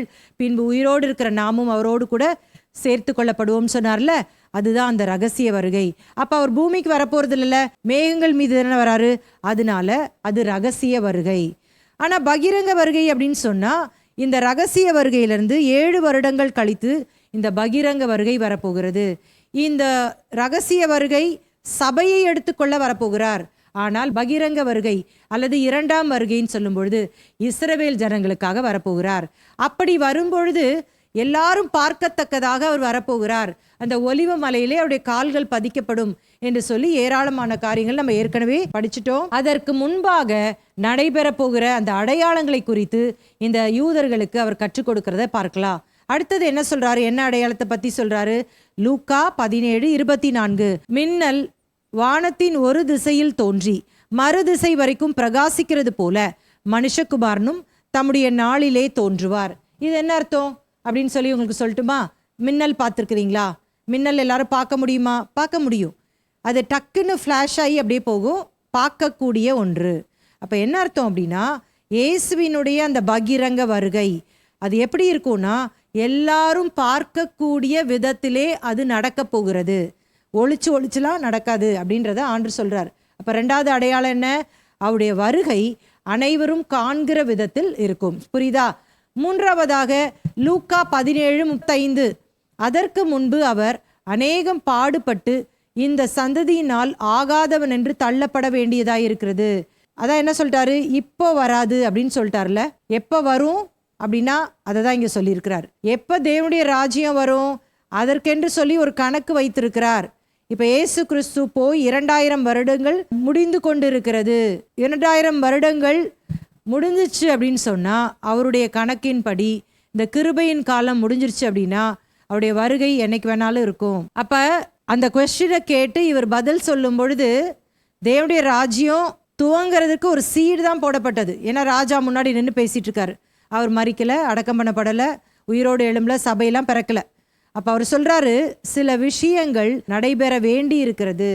அது என்ன அப்படின்னு சொன்னால், முதலாவது கிறிஸ்து உங்களுக்காக பாடுபட்டு மரித்து அவர் உயிரோடு எழும்ப வேண்டும். பரிசுத்த ஆவியானவர் ஊற்றப்படணும். சபை பிறக்கும். சபை 2000 ஆண்டுகள் பரிசுத்தப்படுத்தப்படும். அப்புறம் சபை எடுத்துக்கொள்ளப்படும். அதற்கு பிற்பாடு தான் தேவனுடைய ராஜ்யம் பகிரங்கமாக இறங்கும். ஸோ என்ன சொல்லலாம்? 3வது பாயிண்ட், அவர் வருகை தாமதப்படும், டிலே ஆகும் அப்படின்றத சொல்கிறார். இப்போது ஆண்டவர் இன்னும் சில காரியங்களை விவரித்து சொல்லுகிறார். இதற்கு 2 பழைய ஏற்பாட்டு உதாரணங்களை பயன்படுத்துகிறார். வாசிக்கலாமா? லூக்கா 17:26 முதல், நோவாவின் நாட்களில் நடந்தது போல மனுஷகுமாரன் நாட்களிலும் நடக்கும். நோவா பேழைக்குள் பிரவேசித்த நாள் வரைக்கும் ஜனங்கள் புசித்து குடித்தார்கள், பெண் கொண்டு கொடுத்தார்கள். ஜலப்பிரளயம் வந்து எல்லாரையும் அழித்து போட்டது. இப்போ இது என்ன சொல்றாரு? முதல் உதாரணம் எது அப்படின்னா, நோவாவின் நாட்களில் நடந்த ஜலப்பிரளயம். ஏன் இந்த ஜலப்பிரளயம் நடந்தது? மனுக்குலம் தேவனுக்கு முன்பாக பாவத்தை செய்து கொண்டிருந்தது. ஆகவே தேவன் ஆதியாகமம் 6:6 தான் உண்டாக்கின மனுஷனுக்காக அவர் மனஸ்தாபப்பட்டு இந்த உலகம் முழுவதையும் அதை அழிக்க வேண்டும் என்று சொல்லி அவர் தீர்மானித்தார். அப்பொழுது நோவா என்ற ஒரு நீதிமானை அவர் பார்த்தார். அவனை கொண்டு பேழையை செய்வித்தார். 120 ஆண்டுகள் இந்த நோவா மனந்திரும்புங்கள் என்று பிரசங்கம் செய்தும் ஒருவரும் அவனுடைய பிரசங்கத்தை ஏற்றுக்கொள்ளவில்லை. எல்லாருமே அசட்டை பண்ணினார்கள். ஆனால் நோவாவும் அவனோடு கூட அவனுடைய குடும்ப அங்கத்தினர்களும் அப்படின்னு சொல்லும் பொழுது அவனுடைய 3 குமாரர்கள் அவருடைய குமாரருடைய மனைவிமார்கள் ஆக 8 பேர் மாத்திரம் அந்த பேழைக்குள் பத்திரமாய் காக்கப்பட்டார்கள், மற்ற எல்லாரும் அழிக்கப்பட்டார்கள் அப்படின்ற அந்த விஷயத்தை ஞாபகப்படுத்துறார். இன்னொரு உதாரணத்தை சொல்றார் பாருங்க, 28. லோத்தினுடைய நாட்களில் நடந்தது போலவும் நடக்கும். ஜனங்கள் புசித்தார்கள், குடித்தார்கள், கொண்டார்கள், விற்றார்கள், நட்டார்கள், கட்டினார்கள். லோத்து சோதமை விட்டு புறப்பட்ட நாளிலே வானத்திலிருந்து அக்கினியும் கந்தகமும் வர்ஷித்து எல்லாரையும் அழித்து போட்டது. இது என்ன அப்படின்னு சொன்னா, நமக்கு இந்த கதையும் தெரியும்ல. சோதோம் கொமோரா அப்படின்ற ஒரு பட்டணம் இருந்துச்சு. அங்க லோத்தும் அவருடைய குடும்பமும் இருந்தார்கள். இவர்கள் யார்? ஆபிரகாமினுடைய உறவினன். சோ இப்ப இங்கேயும் ஏராளமான அதிகமான பாவம் பெருகினதுனால ஆண்டவர் இந்த சோதோம் கொமோரா பட்டணத்தை அழிக்க தீர்மானித்தார். அதனால ஆபிரகாமின் நிமித்தம் லோத்துவையும் அவனுடைய குடும்பத்தினரையும் காக்க விரும்பினார். அதனால தூதர்களை அனுப்பி லோத்தையும் அவனுடைய குடும்பத்தை மாத்திரம் காப்பாற்றி விட்டு சோதோகுமாரா பட்டணத்தை அக்கினியால் அழித்து போட்டார். சோ இதுல நம்ம ஒரு காரியத்தை நினைவுல வைத்து கொள்ளணும். திரும்ப திரும்ப ஒரு விஷயம் வருது. அதாவது நோவாவின் நாட்கள்லையும் மனுஷர்கள் புசித்தார்கள், குடித்தார்கள், பெண் கொண்டார்கள். லோத்துவின் நாட்களும் புசித்தார்கள், குடித்தார்கள், பெண் கொண்டார்கள். அப்படின்னா என்ன அர்த்தம்னா, உலகம் நேச்சுரலா இயற்கையா என்ன நடக்கணுமோ, கேஷுவலா எப்படி நடக்கணுமோ அது மாதிரி ஜனங்கள் நடந்து கொண்டுதான் இருப்பாங்க. நல்லா சாப்பிடுவாங்க, நல்லா வேலைக்கு போவாங்க, வீடு கட்டுவாங்க, என்னெல்லாம் அவங்களுக்கு வேணுமோ எல்லாமே செய்வாங்க. ஆனா எதை பத்தி மாத்திரம் அக்கறை அவங்களுக்கு இருக்காது அப்படின்னா, தேவனை பற்றின எண்ணம் இல்லாமல் வாழ்வார்கள். எவ்வளவுதான் சபையில பிரசங்கம் பண்ணாலும் அந்த வார்த்தைகள் அவர்களுக்குள்ள போகாது. நல்ல சபையில உட்கார்ந்து கேட்பாங்க, ஆனால் அவர்கள் அதை கடைபிடிக்க மாட்டார்கள். வெறும் மூளை அறிவில மாத்திரம்தான் இந்த வசனங்கள்லாம் இருக்கும் அப்படின்றதுதான் ஆண்டவர் இங்க நமக்கு சொல்லுகிற காரியம். தொடர்ந்து வாசிக்கலாம். அது மாதிரி எப்படி இருக்குமா, மனுஷகுமாரன் வெளிப்படும் நாளிலும் அப்படியே நடக்கும். அந்த நாளிலே வீட்டின் மேல் இருப்பவன் வீட்டில் உள்ள தன் பண்டங்களை எடுத்துக்கொண்டு போக இறங்காமல் இருக்க கடவன். அப்படியே வயலில் இருக்கிறவன் பின்னிட்டு திரும்பாமலும் இருக்க கடவன் அப்படின்னு சொல்லும் போது என்ன இங்க சொல்ல வர்றார் அப்படின்னா, எதிர்பார்க்காத நேரத்தில் நடைபெறும். நல்லா ஞாபகம் வச்சுக்கோங்க. இந்த உலகத்திலே நடக்கிற காரியங்கள் நமக்கு எதற்கு காண்பிக்கப்படுகிறது அப்படின்னா, கிறிஸ்தவர்களா இருக்கிற நாம சபை அவருடைய வருகைக்கு ஆயத்தமாய் போகணும். அதை விட்டுட்டு அவங்க ஒரு வீடு கட்டினா நம்ம 10 வீடு கட்டணும்னு நினைக்க கூடாது. நம்முடைய எண்ணெல்லாம் எல்லாமே இந்த உலக காரியத்திலேயே பதித்து விடக்கூடாது. காணாத ராஜ்யத்தின் மேல நாம் கவனம் செலுத்த வேண்டும். நம்ம என்ன எண்ணத்துல வாழணும் அப்படின்னா, என்னை ஒரு ராஜா ஆளுகை செய்கிறார், அவருடைய பெயர் இயேசு. நான் இப்பொழுது இருக்கிற ராஜ்யத்தினுடைய பெயர் காணாத ஆவிக்குரிய ராஜ்யம். இந்த காணாத ஆவிக்குரிய ராஜ்யத்துல இருக்கிற என்னை ஆண்டவர் ஆயத்தம் செய்து கொண்டிருக்கிறார். எதற்காக அப்படின்னு சொன்னா, அந்த காண்கிற ராஜ்யத்திற்கு என்னை அழைத்து கொண்டு போக. இப்படி சொல்லும் பொழுது இன்னொரு விஷயத்தையும் இங்க தொடர்ந்து சொல்றார் பாருங்களேன். 32, 33. லோத்தின் மனைவியை நினைத்து கொள்ளுங்கள். தன் ஜீவனை ரட்சிக்க வகை தேடுகிறவன் அதை இழந்து போவான், இழந்து போகிறவன் அதை உயிர்ப்பித்து கொள்வான். லோத்தின் மனைவிக்கு என்ன நடந்துச்சு நமக்கு எல்லாருக்கும் தெரியும். இப்போ அந்த சோதோம் கொமோரா அக்கினினால அழிக்கப்பட போகிறது அப்படின்னு சொல்லிட்டு தேவதூதர்களால அறிந்து கொண்டார்கள். இவங்க தாமதிக்கிறாங்க. ஏன் தாமதிச்சாங்க? ஐயோ, இப்பதான் வீடு கட்டி கிரகப்பிரவேசனம் பண்ணோம், இப்பதான் என் பொண்ணுக்கு வீடு வாங்கி கொடுத்தேன், அதை அனுபவிச்சுட்டு போகணும்ல, கஷ்டப்பட்டு இந்த சொத்தை வாங்கினேன், அதை அனுபவிக்காம போனா எப்படி, இப்ப ஆண்டவர் வேறு இப்படி சொல்றாரே அப்படின்னு சொல்லிட்டு டிலே பண்ணாங்களாம். ரொம்ப தெளிவா அந்த இடத்துல வசனத்துல போடப்பட்டிருக்கு. அவர்கள் தாமதித்த போது அந்த தூதர்கள் அவங்க கரங்களை பிடித்து பட்டணத்துக்கு வெளியே கொண்டு வந்து விட்டாங்களாம். ஏன்னா அவ்வளோ சீக்கிரம் இந்த உலக பொருட்கள்ல இருந்து நம்மளால விடுபடவே முடியாது. அதனால்தான் நம்ம இதன் மேல நம்முடைய கண்கள் பதிக்கப்படக்கூடாது. ஆண்டவர் இன்னைக்கு எனக்கு சாப்பாடு கொடுத்துருக்கிறாரா, ஸ்தோத்திரம் அல்லேலுயா அப்படின்னு சொல்லணும். ஏதோ 10 ஆண்டுகள் 20 ஆண்டுகள் கழித்து நடக்க போகிற காரியத்தை பயங்கரமா இன்வெஸ்ட் பண்ணி, இந்த இன்வெஸ்ட்மெண்ட் பிளான்ல சேரலாமா, அங்க கொடுத்தா நல்லா வட்டி கிடைக்குமா, இங்க கொடுத்தா நல்லா கிடைக்குமா, இன்னும் என் பிள்ளைங்க உட்கார்ந்து சாப்பிட்ற மாதிரி பிள்ளைகளை சோம்பேறி ஆக்கலாமா, இப்படி எண்ணங்கள் நம்முடைய இருதயத்துல ஓடக்கூடாது. அவர்கள் தாமதிக்கிற போது லோத்தின் மேல வைத்த அந்த கிருபையினால நீ உன் ஜீவன் தப்ப ஓடிப்போ அப்படின்னு சொல்லிட்டு ஆண்டவர் கொண்டாந்து விடுறார். ஆனா ஒரு அம்மா இருக்கிறாங்களே, அந்த அம்மா லோத்தின் மனைவி. இந்த லோத்தின் மனைவியுடைய பெயர் அந்த சம்பவத்துல கொடுக்கப்படல. லோத்து பேர் இருக்குது, லோத்துவின் மனைவி, லோத்துவின் குமாரத்திகள் தான் போட்டிருக்கு. ஏன்னா இவர்கள் பாவத்திற்கு அடையாளமாக சொல்லப்படுகிறார்கள். இவங்க பிள்ளைங்க பேர் கூட போட்டிருக்கு இல்ல, அம்மோன் புத்திரர், மோவாப்பிய புத்திரர்கள், அவங்க பிள்ளைங்க பேர்லாம் போட்டிருக்குது. ஆனா இந்த லோத்தின் மனைவியின் பெயர் போடப்படல. ஆனா இங்க எப்பயோ பழைய ஏற்பாட்டுல நடந்த விஷயத்த இயேசு இங்க வருகையோட கம்பேர் பண்றாரு பாருங்க. லோத்தின் மனைவியை நினைத்து கொள்ளுங்கள். Remember Lord's wife. என்ன சொல்றாரு இதன் மூலமாக? இங்க பாருங்க, நான் உங்களை ரட்சித்தேன், உங்கள் மேல கிருபை வச்சேன், இந்த நியாய தீர்ப்புல நீங்க இருக்கக்கூடாது அப்படின்றதுக்காக, உங்களை தப்புவிக்கிறதுக்காக என்னுடைய கிருபையை பாராட்டி உங்களை கூட்டிட்டு வரலான்னு சொல்லிட்டு கையை பிடிச்சி இழுக்காத குறையா உங்களை இப்ப நான் அழைத்து கொண்டு வருகிறேன். ஆனா நீங்க என்ன ஜெபம் பண்ணிட்டு இருக்கீங்கன்னா, ஆண்டவரே எனக்கு நல்ல 2 வீடு கொடுங்க, என் பிள்ளைக்கு கல்யாணம் ஆகணும், எனக்கு இது நடக்கணும், அது நடக்கணும். நம்முடைய ஜெப குறிப்பெல்லாம் எடுத்து பார்த்தீங்கன்னா என்ன இருக்கு அப்படின்னா, ஆண்டவரே நான் பரிசுத்தமா வாழணும், உமக்கு பிரியமா நடக்கணும், உமக்கு சித்தம் போல நான் செய்யணும், உடைய சித்தம் என்னன்னு எனக்கு வெளிப்படுத்துங்க, அதன்படி நடக்கணும் அப்படின்ற எண்ணம் கிடையாது. சித்தம் அது ஏதாவது அதெல்லாம் அதை பத்தி பேச்சே கிடையாது.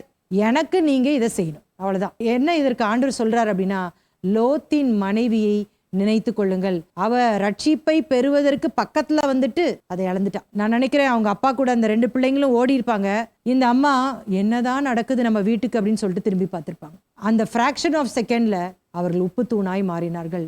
நல்ல வேளை இந்த அம்மா பேசிட்டே வந்தாங்களே, ஐயோ ஐயோன்னு கத்திட்டு வந்தாங்களே, வீடெல்லாம் போச்சே என்ன பண்றது, நகை 100 சவரம் உள்ள வச்சிருந்தேன், ஐயோ எல்லாமே உருகி இருக்குமே, அதை எடுத்துட்டு நினைச்சேன், இந்த தேவதூதன் வேற சீக்கிரமா வா சீக்கிரமாவான்னு எல்லாமே மறந்து போச்சு இப்படின்னு புலம்பிட்டே வந்த சத்தம் நின்றுச்சே அப்படின்னு சொல்லிட்டு நல்ல வேளைக்கு இந்த லோத்தும் அந்த 2 குமாரத்திகளும் திரும்பி பார்க்கல. அப்படி திரும்பி பார்த்துருந்தாங்கன்னா இவங்க நிலைமையும் அதான் இருந்திருக்கும் பாருங்களேன். அப்ப இன்னைக்கு தேவனுடைய ராஜ்யத்துக்குள்ள வந்துட்டது உண்மைதான். ஆனா இன்னும் இந்த உலக காரியங்கள் நம்மை பின் இழுக்கிறது. ஒருத்தரோட நான் பேசிட்டு இருந்தேன், பயங்கர கஷ்டத்துல அவங்க வந்து அழுது கொண்டிருந்தார்கள். அப்ப அவங்க சொன்னாங்க, எப்படியாச்சும் கர்த்தர் இதை செய்யணும் அப்படின்னு சொல்லிட்டு நீங்க ஜெபம் பண்ணணும் அப்படின்னு கேட்டுக்கிட்டாங்க. நான் சொன்னேன், கண்டிப்பா நம்ம ஜெபம் பண்ணலாம் சிஸ்டர், நீங்க ஒன்றும் கவலைப்படாதீங்க, கர்த்தர் நம்ம கூட இருக்கிறாரு, நம்ம ஆண்டுடைய சித்தத்துக்கு ஒப்பு கொடுத்து ஜெபிப்போம் அப்படின்னு சொன்னோன்னு அப்படின்னாங்க. ஏன் சிஸ்டர் அப்படின்னு கேட்டேன். அப்போ இது நடக்காதா அப்படின்னு கேட்டாங்க. அப்போ இன்னைக்கு அநேக வேளையில இப்படிதான் கிறிஸ்தவர்கள் இருக்கிறாங்க. அவர்களுக்கு என்று சொல்லி நிறைய விருப்பங்களை வச்சிருக்கிறாங்க. அந்த விருப்பத்தின்படிதான் கர்த்தர் செய்யணும்னு நினைக்கிறாங்க. நான் சொன்ன மாதிரி நம்ம அப்பிரயோஜனம் உள்ள மனிதர்கள். நம்மள ஆண்டவர் இந்த உலகத்துல படைச்சிருக்கிறார், அவர் அறிந்து கொள்ளும்படியாக உதவி செய்திருக்கிறார். அந்த எண்ணத்தோடு தான் வாழணும். நம்ம எஜமான் போலவும் அவர் வேலைக்காரர் போறோம் நிறைய பேர் நினைச்சுக்கிறாங்க. நம்ம மன விருப்பத்தின்படி அவர் தந்தருளுவார். ஆண்டுடைய பிள்ளைங்க கேட்டா கொடுத்துதான் ஆகணும். அவருடைய பிள்ளைங்க என்ன கெஞ்சவா செய்யணும் அப்படின்னு சொல்லிட்டு அவருக்கே ரூல் பேசுகிறவர்கள் இருக்கிறார்கள். லோத்தின் மனைவியை நினைத்து கொள்ளுங்கள். அவள் எந்த தப்பு பண்ணல, ஆனா அந்த உலகத்தின் ஆசையை அவளை விடல, அதனால அவளுடைய அந்த ஜீவனையே அவள் இழந்து போனாள். இங்க சொல்லப்பட்டிருக்க, தன் ஜீவனை ரட்சிக்க வகை தேடுகிறவன் அதை இழந்து போவான், இழந்து போகிறவன் அதை உயிர்ப்பித்துக் கொள்ளுவான். உலக ஜீவனை காப்பாற்றணுன்றதுக்காக, உலகத்துல சுகபோகமா வாழணுன்றதுக்காக, எல்லாரும் என்னை மதிக்கணும், நல்லா என்னை வந்து அப்படியே நீங்க இவங்களா பா என்ன மாதிரி பிள்ளைங்களை வளர்த்துருக்குறாங்க, எவ்வளோ பணக்காரங்க, இப்படி என்ன பாராட்டணும் அப்படின்றதுக்கு வாழ்றதுக்கு நீங்க இருந்தீங்கன்னா, உங்களை பார்த்து வேதம் என்ன சொல்லுதுன்னா, ஜீவனை ரட்சிக்க நீ வகை தேடினால் அதை நீ இழந்து போவாய். ஆனால் என் நிமித்தம் அந்த ஜீவனை இழக்க நீ தயாராயிருந்தால் உனக்கு நான் ஆத்துமாவிலும் ஒரு ஜீவனை கொடுத்து சரீர பிரகாரமும் இந்த பூமியிலே என்னுடைய திட்டத்தை நிறைவேற்றுவதற்கு உனக்கு பலன் கொடுப்பேன் என்று சொல்லி இயேசு இந்த இடத்துல சொல்றாரு. நம்ம பார்க்கும் பொழுது இப்படி நான் சொல்வேன், அதாவது தேவ பிள்ளைகளுக்கும் தேவன் அற்ற அந்த நபர்களுக்கும், தேவன் மேல் பிரியமாயிருப்பவர்களுக்கும் உலகத்தின் மேல் பிரியமாயிருக்கிறவர்களுக்கும் ஸ்பிரிச்சுவல் பிளெஸிங்ஸ், மெட்டீரியல் பிளெஸிங்ஸ். அதாவது நம்ம என்ன யோசிக்கணும், இன்விசிபிள் அந்த கிங்டம் தான் நம்ம வந்து யோசிக்கணும். அப்பதான் அந்த விசிபிள் கிங்டம்க்கு போக முடியும். நான் காணக்கூடாத ராஜ்யத்துல இருக்கிறேன், காணக்கூடாத ராஜ்யத்துல இருக்கிற என்னை என்னுடைய ராஜா காணக்கூடாத ராஜ்யத்துக்கு கொண்டு போகிறார் அப்படின்ற ஒரு எண்ணத்தோடு தான் நம்ம வாழணும். அதை விட்டுட்டு இப்ப இந்த உலகத்துல எப்படி நான் சூப்பரா வாழலாம், இப்ப எப்படி நிறைய சொத்து சேர்க்கலாம், இப்ப எப்படி நம்ம சுகபோகமா வாழலாம், இப்ப எப்படி 4 பேர் மதிக்கிற மாதிரி நான் இருக்கணும் அப்படின்னு சொல்லி அதற்கே நம்முடைய முழு பிரயாசங்களையும் எடுக்கிறவர்களுடைய நிலைதான் இந்த இடத்துல சொல்லப்பட்டிருக்கிறது. நோவாவை போல நீதியுள்ள வாழ்க்கை, லோத்துவை போல அந்த கிருபையை பெற்ற வாழ்க்கை. ஆனால் ஒரு குரூப் என்ன, தேவனுடைய வார்த்தையை உதாசீனப்படுத்தின கூட்டம். லோத்தின் மனைவியை போல தேவனுடைய வார்த்தைக்கு கீழ்ப்படியாத கூட்டம். சோ 2 பிரிவினரை வெளிப்படுத்தி காண்பிக்கப்படும். அந்த நாட்கள் வரும் வரைக்கும் இயேசு வரமாட்டாரு அப்படின்றத ஒரு அடையாளமாவே நம்ம எடுத்துக்கலாம். அப்ப இன்னைக்கு பாத்தீங்க அப்படின்னா, ஜனங்கள் அப்படின்னு சொல்லும் பொழுது ஒரு பக்கம் ஆண்டவரை ஏற்றுக்கொள்ளாத ஜனங்கள் இருக்கிறாங்க, அதுக்குள்ள நம்ம இப்ப போக வேண்டாம். ஆனா நீங்க கிறிஸ்தவர்கள் அப்படின்னு எடுத்துக்கிட்டாலே, இதுல ஜப குறிப்புன்னு கேட்டாலே, இதுல மேக்சிமம் ஜப குறிப்புகள் அவங்க தனிப்பட்ட வாழ்க்கையில இது வேணும், அது வேணும், இது நடக்கணும், அது நடக்கணும். நம்ம ஜெப குறிப்பு அதுதான் இருக்கும். நமக்கே தெரியும் நம்ம என்னத்துக்கு ஜெபம் பண்றோம்னு. அப்ப ஆண்டவரை விட்டு இந்த உலகத்தோடு கூட ஒன்றி இருக்கிற ஒரு கூட்டம், தேவனை பற்றி இருக்கிற கூட்டம் அப்படின்னு 2ஆ பிரிச்சிடலாம். சோ அது இப்ப இருக்கு அப்படின்றது நமக்கு தெரியுது. அதனால இயேசு கிறிஸ்துவோட வருகையும் சமீபமா இருக்கு அப்படின்றத நம்ம நினைவுல வைத்துக் கொள்ளணும். லூக்கா 17:34-35. அந்த ராத்திரியில் ஒரே படுக்கையில் படுத்திருக்கிற 2 பேரில் ஒருவன் ஏற்றுக்கொள்ளப்படுவான், மற்றவன் கைவிடப்படுவான். திரிகை திரிகிற 2 ஸ்திரீகளில் ஒருத்தி ஏற்றுக்கொள்ளப்படுவாள், மற்றவள் கைவிடப்படுவாள். வயலில் இருக்கிற 2 பேரில் ஒருவன் ஏற்றுக்கொள்ளப்படுவான், மற்றவன் கைவிடப்படுவான் என்று உங்களுக்கு சொல்லுகிறேன் என்றார். சோ இது என்னது அப்படின்னு சொன்னா, இது இயேசுவினுடைய அந்த வருகையிலே ஒரு சிலர் ஏற்றுக்கொள்ளப்படுவார்கள், ஒரு சிலர் கைவிடப்படுவார்கள். ஆண்டவர் 2 பிரிவினரை நம்ம பார்த்தோம். பிரிவினை உண்டாகும் அப்படின்றதையும் நம்ம நினைவுல வச்சுக்கணும். நீங்க மத்தேயு 10ஆம் அதிகாரத்துல வாசிக்கும் பொழுது, தகப்பனுக்கு விரோதமாக பிள்ளைகள், மாமிக்கு விரோதமாக மருமகள், தாய்க்கு விரோதமாக மகள் அப்படிலாம் பார்த்திருக்கிறோம்ல. நான் சமாதானத்தை கொண்டு வந்தேன் என்று நினைக்காதீங்க, நான் பிரிவினையை உண்டாக்க வந்தேன் அப்படின்னும் போது நீங்க வேற மாதிரி யோசித்து கொள்ளக்கூடாது.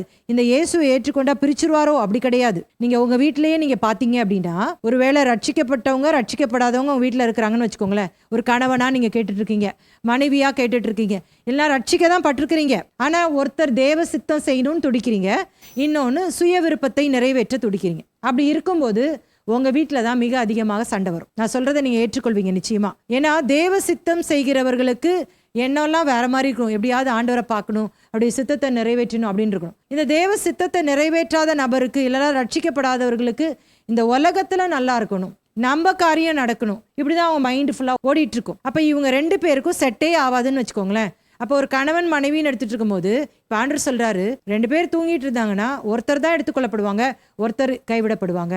2 பேர் வேலை செய்யறாங்கன்னா ஒருத்தர் ஏற்றுக்கொள்ளப்படுவாங்க, ஒருத்தர் கைவிடப்படுவாங்க.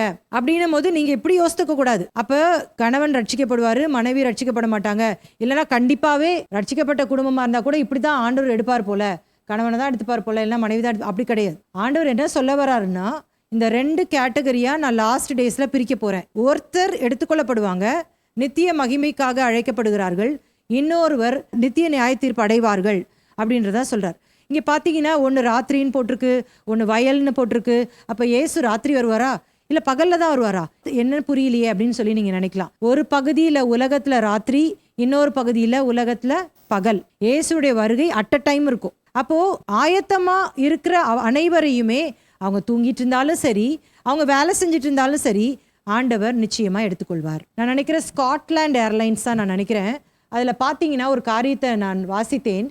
அந்த ஸ்காட்டிஷ் அந்த பிளெயின்லலாம் 2 பைலட்கள் நியமிக்கப்பட்டிருக்கிறார்கள். ஏற்கனவே கோ பைலட்ஸ் இருப்பாங்க, அதை தாண்டி 2 பைலட், மெயின் பைலட்ஸ் இருப்பாங்களாம். அவர்கள் இருவருமே நல்லா பிளெயின் ஓட்டுவதற்கு ட்ரெயின்ட் ஆனவங்க, சரிங்களா? அப்படி செலக்ட் பண்ணும்போது ஒருத்தர் இயேசுவை ஏற்றுக்கொண்டவரும் ஒருத்தர் இயேசுவை ஏற்றுக்கொண்டாதவரும் வச்சிருக்கிறாங்களாம். ஏன் அப்படின்னா, இந்த இயேசுவை ஏற்றுக்கொண்டவர்கள் ஒருவேளை வருகை இவங்க ஓட்டிட்டு இருக்கும் போது வந்துருச்சுன்னா அவர்களை ஆண்டவர் எடுத்துக்கொள்வார். அப்ப பிளெயின் என்ன பண்ணும், பிளெயின் அந்தரத்துல தொங்கிட்டு இருக்கும், அது கீழே விழுந்து நொறுங்கிரும்ல. அப்ப எடுத்துக்கொள்ளப்பட்டதை அறிந்த இமீடியட்டா அந்த அறியாதவர் அந்த பிளெயினை ஓட்டி அந்த ஜனங்கள்லாம் காப்பாத்திரணுமா. அப்ப எனக்கு அதை வாசிக்கும் பொழுது வேடிக்கையா இருந்துச்சு. கிறிஸ்தவர்கள் இன்னைக்கு ஆயத்தமா இருக்கிறாங்களோ இல்லையோ, கிறிஸ்தவத்திலே இப்படி நடைபெற போகிறதுன்னு கேள்விப்படுகிற மற்றவர்கள் எல்லாரும் ஆண்டுடைய வருகைக்காக ஆயத்தமாயிட்டு இருக்கிறாங்க பாருங்களேன். ஆனால் நம்ம மிகுந்த ஜாக்கிரதையோடு இருக்க வேண்டும். இது வருகைக்கான ஒரு அடையாளம். அப்ப அவருடைய வருகை பிரிவினையை உண்டாக்கும் அப்படின்னும் போது ஒருவர் நித்திய வாழ்வுக்கும் ஒருவர் நித்திய நியாய தீர்ப்பிலும் பங்கடைவார்கள். கடைசியாக நம்ம பார்க்கும் பொழுது 37ஆம் வசனம், அவர்கள் அவருக்கு பிரதியுத்தரமாக, எங்கே ஆண்டவரே என்றார்கள். அதற்கு அவர், பிணம் எங்கேயோ அங்கே கழுகுகள் வந்து கூடும் என்றார்.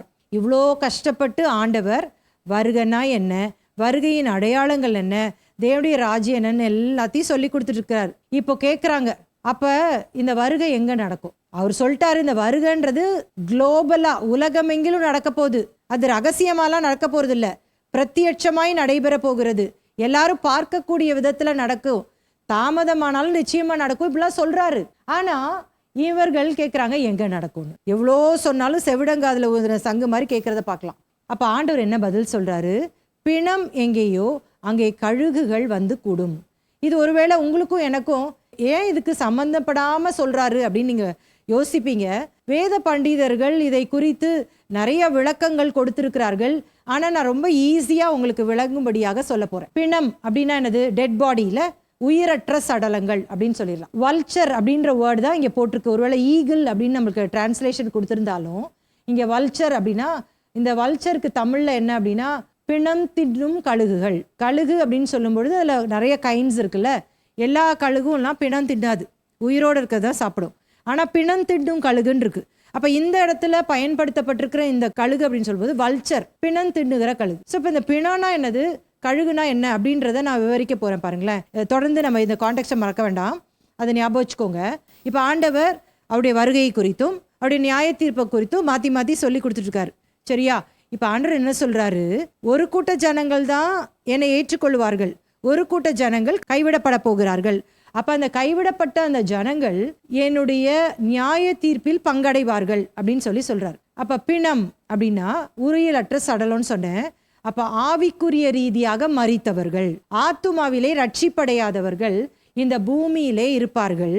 அவர்கள் மேல் நிச்சயமாக என்னுடைய நியாய தீர்ப்பு வரும் அப்படின்னு சொல்றாரு. பிணம் இருந்துச்சுன்னா கண்டிப்பா கழுகு அங்க இருக்கும். அதே மாதிரி உயிரற்ற சடலங்கள், ஆவிக்குரிய ரீதியிலே மரித்தவர்கள், என்னை ஏற்றுக்கொள்ளாதவர்கள், ரட்சிக்கப்படாதவர்கள் இருப்பார்கள் என்று சொன்னால் என்னுடைய நியாய தீர்ப்பு நிச்சயம் அப்படின்னு சொல்றார். ஏன் இது நமக்கு புரியலன்னா, யூதர்கள் இது வழக்க சொல்லாவே வச்சிருந்தாங்க. இப்போ நம்ம தமிழில் கூட எடுத்துக்கிட்டிங்கன்னா 108 குறை சொல்றாங்க அப்படின்னு சொல்லுவோம் பார்த்தீங்களா, கழுதை தேஞ்சு கட்டெரும்பாகிறது.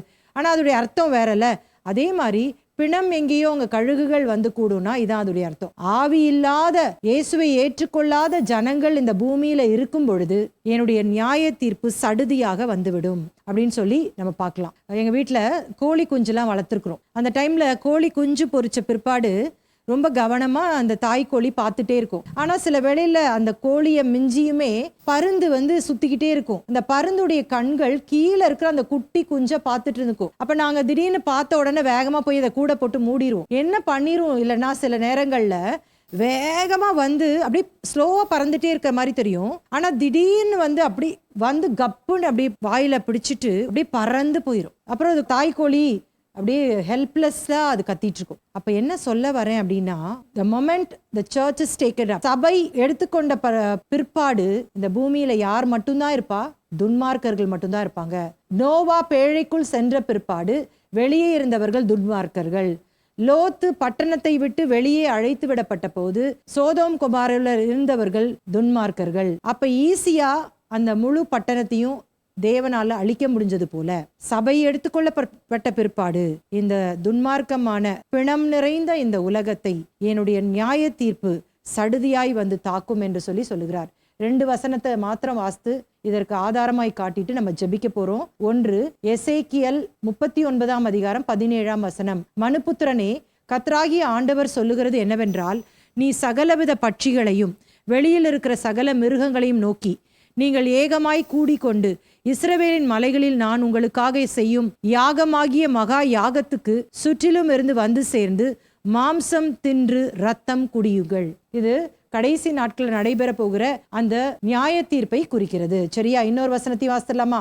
வெளிப்படுத்தின விசேஷம் 19, 17, 18, 21. பின்பு ஒரு தூதன் சூரியனில் நிற்க கண்டேன்.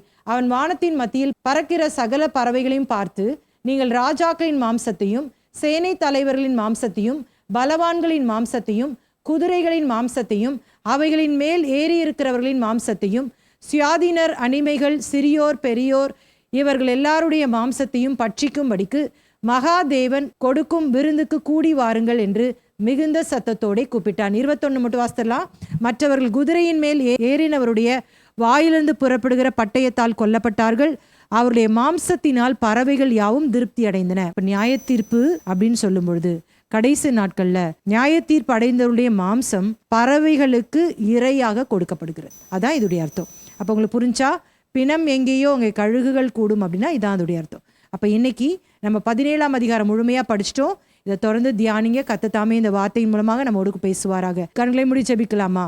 கிருபையும் இரக்கமும் நல்ல தகப்பனே, இந்த மாலை வேளைக்காக ஸ்தோத்திரம். எங்களோடு பேசி நம்முடைய சத்தியமுள்ள வார்த்தைகளுக்காக ஸ்தோத்திரம். தொடர்ந்து நம்முடைய கிருபைக்குள்ளே எங்களை அர்ப்பணிக்கிறோம். இயேசுவின் நாமத்தில் ஜெபம் கேளும் எங்கள் நல்ல பிதாவே, ஆமேன். கர்த்தர் உங்களை ஆசீர்வதிப்பார்.